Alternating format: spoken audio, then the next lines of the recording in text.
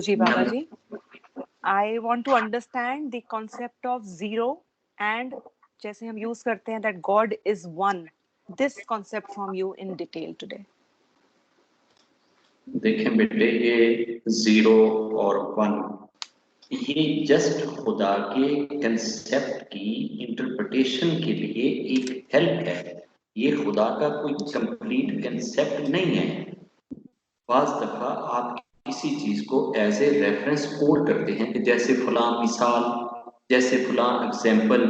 It is just an example to understand the attributes and characteristics of Ishwar. One is itself created. अभी इससे आगे जितने number हैं वो वन से क्रिएटेड हैं। आप वन से ऐड करते चले जाएं, अगला नंबर निकल आएगा। वन किस नंबर को किस में ऐड करके आया है ये कोई नहीं आज तक बता सका। वन इटसेल्फ है जी, ये सेल्फ क्रिएटेड है। जिस तरह से हम वन को सेल्फ क्रिएटेड मानते हैं, इसी तरीके से आप ईश्वर को सेल्फ क्रिएटेड मान लें कि ईश्वर को किसी ने क्रिएट नहीं करा, वो सेल्फ क्रिएटेड है। अगर हम उसके क्रिएटर की तरफ सोचने लग जाएंगे तो फिर ये चेन कभी भी खत्म नहीं होएगी कि उसको फिर किसने क्रिएट करा। फिर अगर हम अगले का कहेंगे कि फलां ने उसको क्रिएट किया तो फिर उसको किसने क्रिएट करा, तो ये फिर अनलिमिटेड क्वेश्चनिंग चलती रहेगी, कभी भी मुक्त नहीं होएगी।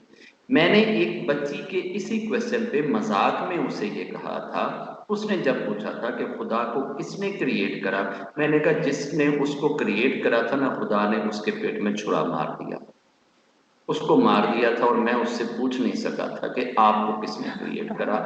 और उसके बाद से आज तक हमें पता ही नहीं चला कि खुदा को किसने क्रिएट करा, क्योंकि खुदा ने अपने क्रिएटर को मार दिया। अब ये कह के जान छूट गई कि आगे का नहीं पता चला, वो तो बेचारा मर गया। तो आप उसको मर गए को अगर जीरो समझ लें कि वो मर गया था, तो फिर वो जीरो है। जीरो क्या है?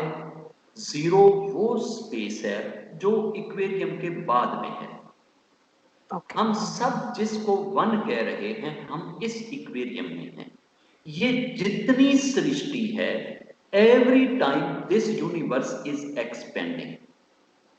इवन आज साइंटिस्ट ये कह रहे हैं कि डे की लेंथ, हमारा जो दिन है, इसकी लेंथ एवरी सेंचुरी, हर 100 साल के बाद 0.0015 सेकंड इज इंक्रीजिंग। हमारे दिन की लेंथ इंक्रीज हो रही है हर 100 साल के बाद। अगर 10 बिलियन ईयर्स के बाद आप देखें तो हो सकता है 6-7 मिनट और दिन लंबा हो जाए, लेकिन उसके लिए हमें 10 बिलियन ईयर जिंदा रहना पड़ेगा। फिर जाके हम देखेंगे कि उस वक्त तो पृथ्वी पे 24 घंटे का दिन था, अब तो ये थोड़ा सा लंबा हो गया है। अब जीरो को अगर हम किसी के साथ ऐड करते हैं तो वो नंबर उतना रहता है। चूंकि क्रिएटेड जो क्रिएशन है, नंबर वन के आगे तो सारी क्रिएशन है ना, ठीक है। तो क्रिएशन में क्रिएटर को अगर डालते हैं तो क्रिएशन सामने नजर आ रही है, इक्वेरियम सामने नजर आ रहा है, दूसरे ने तो फिर पीछे ही रहना है।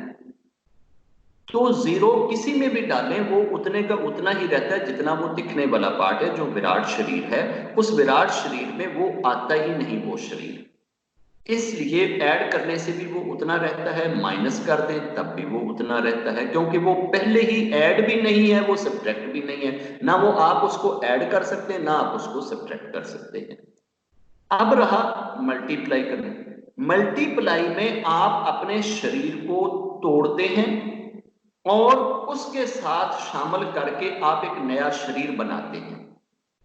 जब आप एक नया शरीर बनाते हैं, जैसे आप 5 और 3 को मल्टीप्लाई करते हैं तो एक नया नंबर सामने 15 आता है, जिसमें 3 भी है 5 भी है। अब 3 और 5 ये चूंकि क्रिएशंस हैं, क्रिएशंस को तो आपस में मल्टीप्लाई करें तो एक नई चीज सामने आ जाती है। जो क्रिएटर है अगर उसके साथ मल्टीप्लाई करेंगे तो नई कोई चीज सामने नहीं आएगी, आप भी जीरो हो जाएंगे। तो जीरो के साथ जब हम मल्टीप्लाई करते हैं किसी नंबर को, वो चाहे जितना मर्जी बड़ा हो ले, जितना मर्जी बड़ा हो ले, वो रहेगा तो क्रिएशन। आप पूरी जमीन पे वो फिगर लिख के भर दें, वहां जमीन से लेकर कोई आप वो ले लें रॉकेट स्पेस, और नंबर लिखते चले जाएं, लिखते चले जाएं, लिखते चले जाएं, जितने मर्जी लिख लें, एंड पे अगर आपने जीरो के साथ मल्टीप्लाई कर दिया तो वो सब कुछ जीरो हो जाएगा, इक्वेरियम से बाहर चले जाएगी चीज।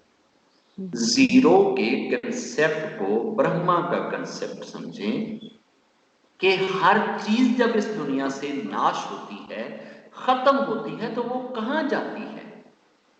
पूरी दुनिया अगर डिस्ट्रैक्ट हो जाए तो कहां जाएगी, किधर जाएगी? आज ये सारी सृष्टि के ऊपर जितने वो प्लैनेट्स हैं, जितने ये एस्ट्रोनॉट्स हैं, ये वो सब कुछ कोलैप्स कर जाए, वेयर इट विल गो? ये सब कुछ जीरो में जाएगा। तो जीरो हर एक चीज को अपने अंदर ले जाती है, और इतना कुछ अपने अंदर समा के भी जीरो रहती है। इतना कुछ अंदर चला जाए फिर भी उसको कोई फर्क नहीं पड़ता, और उसने क्रिएट सिर्फ वन को किया है। उससे आगे फिर इतना कुछ क्रिएट होता जा रहा है। वो वन उसी जीरो का दिखने वाला शरीर है। ओके। जो अनसीन हिस्सा है वो जीरो है। और जब उसने दिखलाई दिया हमारे सामने एक मैटर की शक्ल में, मटेरियलिस्टिक शेप में, ठीक है, माया की शक्ल में जब वो आया तो वो वन है। वन से आगे आप नंबर चलाना शुरू कर दें, जिधर मर्जी ले जाएं, वन से सारी चीजें आप वो कर लेंगे, ठीक है। जीरो के अंदर और वन के अंदर उसने अपना रिफ्लेक्शन रख दिया, अपना प्रतिबिंब रख दिया। अब अगर हम ईश्वर की डेफिनेशन पे जाएं तो ईश्वर की डेफिनेशन ही यही है कि बिरहम, दैट एटर्नल लाइट विद शुद्ध स्तुवगुणी माया, जो कुछ उसने क्रिएट कर दिया, ये हमारे सामने वो यूनिवर्स, इस यूनिवर्स के अंदर उस ईश्वर का प्रतिबिंब, उसका रिफ्लेक्शन, जिसको देखकर हम उसको पहचानते हैं। अब रिफ्लेक्शन देख के आप सिर्फ पहचान की बात करें, आप उस लाइट की बात ना करें, because you are unable to see that. So zero is Birham, which is the eternal light, and one is Brahma, which is the reflection in which we see his reflection.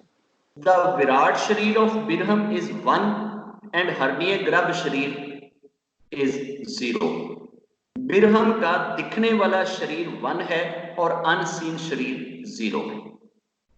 Okay. वो भी बिरहम, वो भी बिरहम। Okay.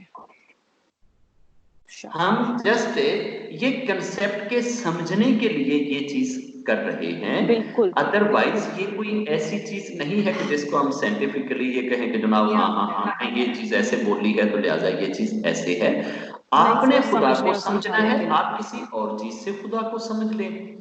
खुदा के समझने के करोड़ तरीके हैं। बिल्कुल जी। करोड़ भी थोड़े हैं, बेअंत तरीके हैं।